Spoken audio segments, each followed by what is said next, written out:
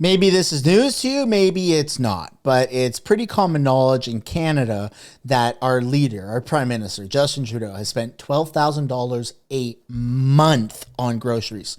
Him, his wife, his mistress, probably, his kids. I don't know how many kids he has, maybe 2, 3 kids.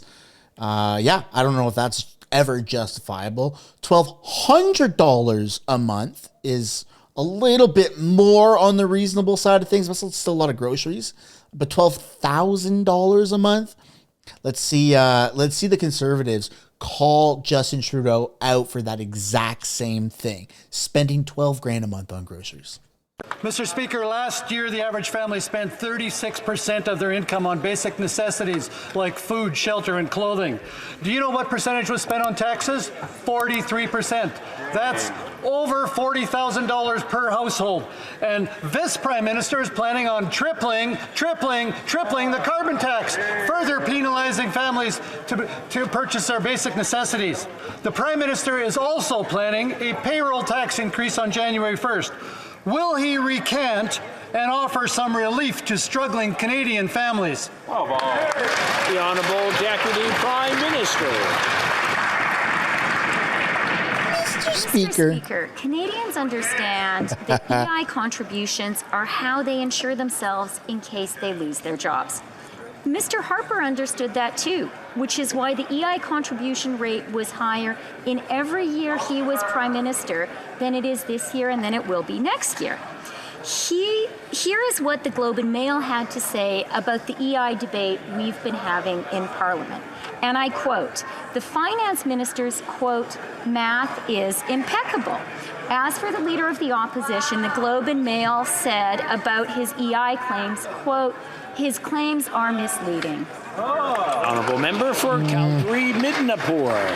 Mr. Speaker, Canadian families can no longer afford this Liberal government. Right. The average Canadian family now spends more on taxes than it does on the basic necessities of food, clothing, and shelter.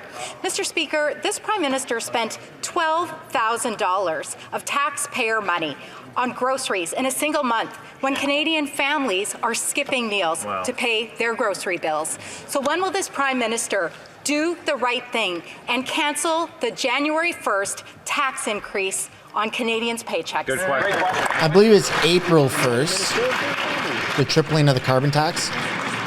Conservatives in this House have the opportunity to do the right thing right now. There is a bill before this House that would see Canadian children and low-income households She can't even answer the question. She can't even answer the question. This is what I hate about liberals. They can't. I know it's a tough question.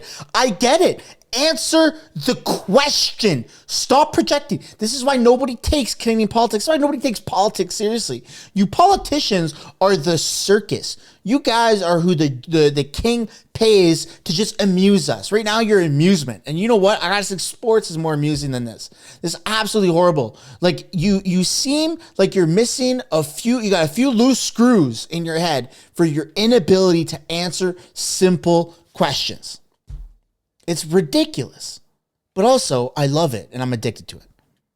It's a weird spot to be. Have access to dental care.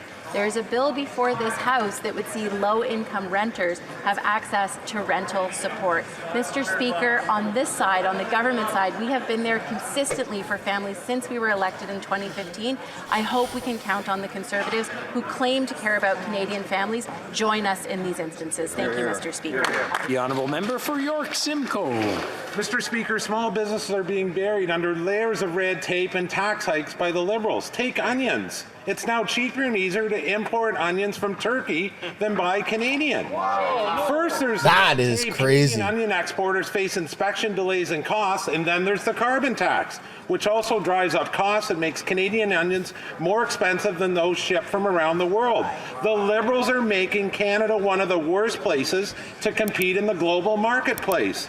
Will the Prime Minister end his plan to triple the carbon tax on Canadian small business? The Honourable Parliamentary. It all falls on the consumer as well. I welcome that question question from the member opposite. First of all, in terms of making Canadian businesses competitive, we are aggressively pursuing trade agreements around the planet to diversify our supply chains. Secondly, what we're doing with respect to small businesses is empowering inclusive trade, which means supporting women entrepreneurs with a $6 billion program. It means empowering black entrepreneurs with a $200 million program. It means supporting Indigenous people on this land so they can reach their economic potential. We will continue that work because we know what is best for inclusive businesses is best for Canada. Thank you, Mr. Speaker.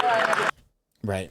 Inclusive businesses. So minorities, if you're fat, if you're colored, if you're LGBTQ, if you're anything but white male. Yep, that's about right.